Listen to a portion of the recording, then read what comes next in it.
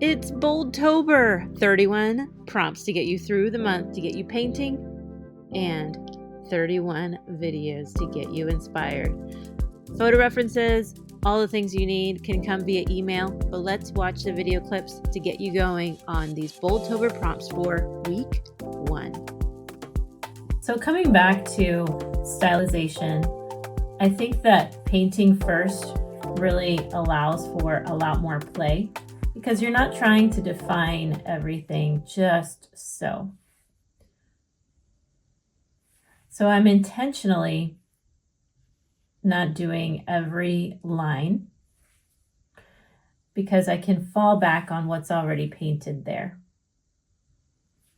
I'm intentionally not following each line because now I can decide where that line goes. The paint doesn't decide that, the marker does.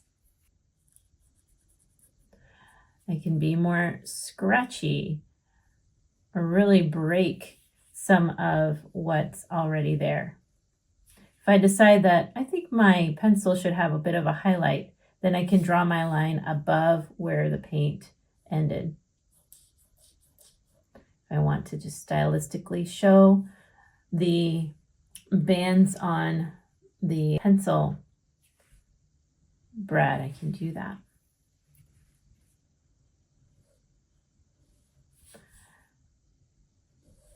I can just completely intentionally disregard some of what's going on with the paint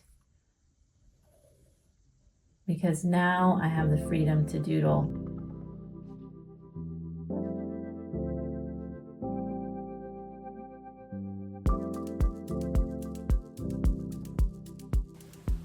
So I'll add in a butterfly here.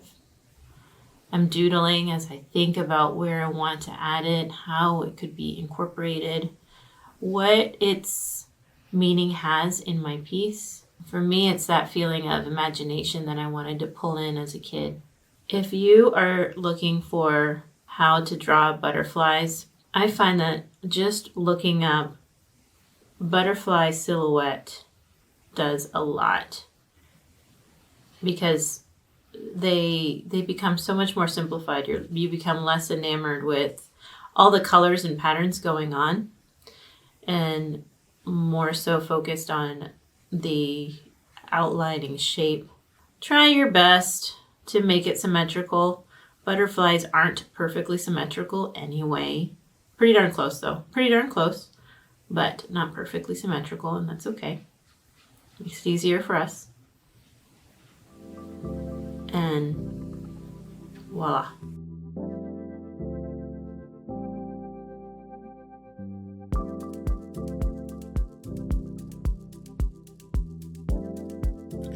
I want you to notice that some of the neutral colors already are showing a little color without trying.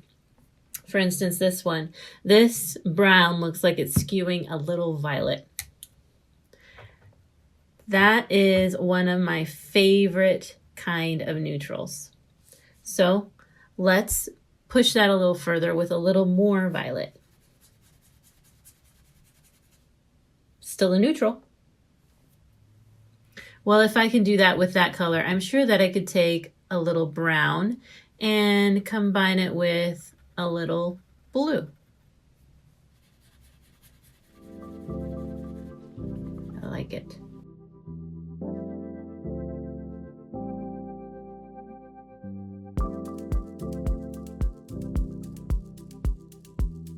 All right, let's dip into our yellow. Now we are painting color. Dipping into our yellow, we're just going to create 2 yellow areas. And after we put in our yellow, I'm going to wet my brush. I don't want it to be really wet, but just damp enough to paint with water around my yellow areas. So instead of creating a big puddle and dropping yellow in, I painted the color first and then wet the area around it. That gives me a little more control. It's almost like creating a little moat around the castle. If my yellow fades, I can add more yellow. Everything is damp now on my page, so I can do that. While it is wet, I'm going to use just the smallest bit of tangerine red. Now this red is a little more red than I would want for this reddish orangish color, but all I'm doing is I'm going to just add a little bit of water and let it mingle with the yellow that's there. Washing my brush again. It's just damp now, and I'm bringing some of that color down. Boom, we've got our flame kind of look where we have a little bit of a reddish center to our yellow in this rich black. When I say rich black, I just mean that I mixed it up with lots of colors. And just thinking about each of these pieces as shapes.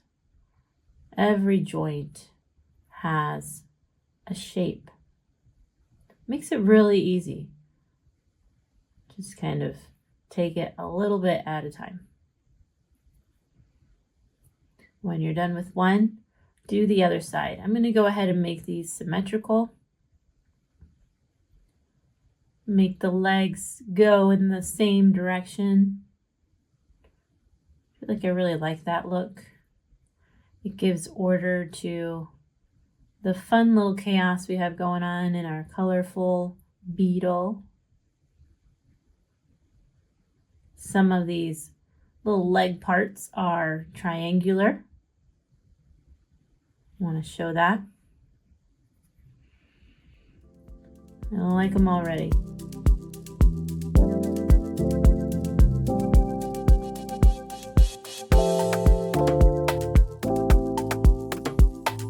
All right, beak and eye time. As I prefer, I will do the eye first. Always remembering that the eye on a bird is almost always a little further back than I think it should be. If you don't do well with your eye, just go a little bigger. When it comes to birds, a big eye and a little beak are pretty cute. Same thing applies to people. Here's another trick. Lifting just a little bit out of the eye when you've got a lot of water and paint. It's not quite dry yet. Gives it a little bit of a glow.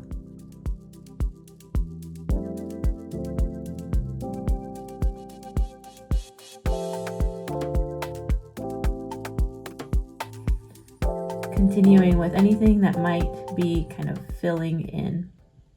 We've got another curvy area up here. This wing is pretty dry for me, so we might have to add a little water, which will be okay because then we can speckle a little bit. By speckling, I mean we can drop in the water like that, because when I look at this moth, I see texture in those wings. So it isn't really one solid color. Again, just representing some of that furry texture with our very brush strokes, how we handle the water, how we handle the paint. On the edges of the moth, there are, there's like a light to dark gradient going on. You can do that in one of two ways. You can use the brush that we've been using, or if you have an angled brush, you can use that. So I'm going to challenge myself and do one on either side so you can see the difference. First, I'll show you what the angled brush can do. I wet the whole thing, but I only add paint to one end, just the high tip. And as I use it, you'll see that the paint kind of travels from that high tip to the low tip, creating an effortless gradient. How satisfying is that?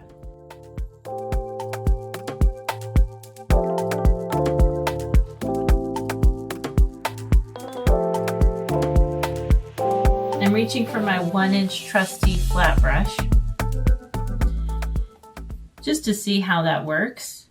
And instead of worrying about how each little bit of the shape of these clouds is, I'm going to go with the shape of this brush. Part of gestural painting is really relying a lot on what your materials do and going with that. I'm going to take this green grass, and it's now just a big swoop to add a little bit of interest. I'm going to drop in a little bit of another green. Still using a flat brush, but I'm going to use a smaller one for the trees. And so I'm using the same green that I have here, but I'm going to add a bit of the sky blue to make it even darker. Now we've got a bluish green. How do we make that darker? We either add violet or its complement. And in this case, I have a little bit of mahogany here, so I'm just going to go with that. And let's do some happy little trees. Using a square brush horizontally is a fun way to get real gestural with your subjects. Now, I like beginning with a very big brush, as I typically do with most paintings, but even more so with these, because I'm just needing these colors to be like laid on so fast. I'm going to actually put in this little slope of greenery here for this mountainside sunset. And let's say these mountains that are silhouetted against the sunset. Just trying to create as quick a shapes as I can with the brush that I have in hand. And just for the fun of it, since these kind of paintings do often exploit or show off the shape of a brush, I want to use a brush that has a curved edge just so it feels a little different. All right, I see some dark violets over here. All right, dark violets. Boom, done. I see some rosy colored clouds here. All right, sure. Yeah, Rosy clouds. Okay, pretty much.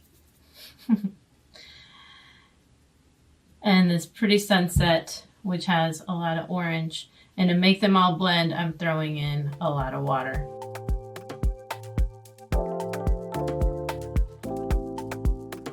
That's week 1. Remember to share your work on social media and use the hashtag Boldtober so we can all see.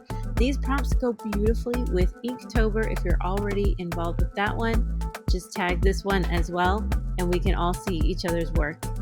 Stay tuned for week 2 and sign up for Tip Tuesdays so that you can get all the goodies to get you prepared throughout the month of Boldtober.